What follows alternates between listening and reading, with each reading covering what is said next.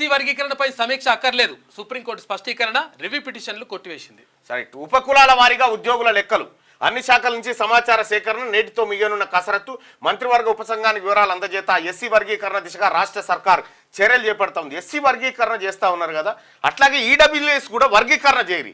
అందులో ఈడబ్ల్యూఎస్ లో ఉన్నటువంటి పేదవాళ్ళు ఎవరైతే ఉన్నారో వాళ్లకు పక్కాగా సీట్లు కేటాయించండి. ఎవరికి అభిప్రాయం లేదు. ఈడబ్ల్యూఎస్ లో కోటా పెట్టురి ఏబిసిడి అనేటువంటిది ఈడబ్ల్యూఎస్ లో పెడితే అందులో ఉన్నటువంటి అగ్రవర్ణాల్లో ఉన్న పేదలకు ఖచ్చితంగా దొరుకుతాయి.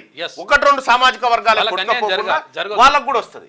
ఇప్పుడు ఎట్లాగో బీసీలో ఉంది కదా, ఏబిసిడి అని పెట్టిరు కదా, ఇప్పుడు ఎస్సీ కూడా అవుతుంది. ఎస్సీ కూడా అవుతుంది.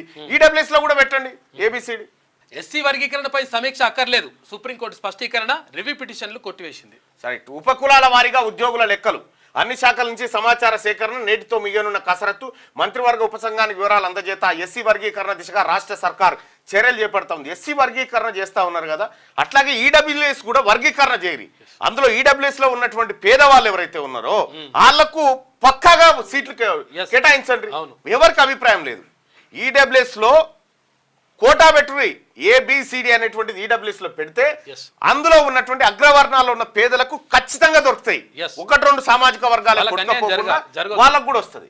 ఇప్పుడు ఎట్లాగో బీసీలో ఉంది కదా, ఏబిసిడి అని పెట్టిరు కదా, ఇప్పుడు ఎస్సీ కూడా అవుతుంది. ఎస్సీ కూడా అవుతుంది. ఈడబ్ల్యూఎస్ లో కూడా పెట్టండి ఏబిసిడి. క్యూ న్యూస్ ఛానల్లో పనిచేయటకు అనుభవం గల సీనియర్ వీడియో ఎడిటర్స్ కావాలను సంప్రదించవలసిన నెంబర్ 8688926084. qnewsads@gmail.com ను సంప్రదించండి. లైక్ చేయండి.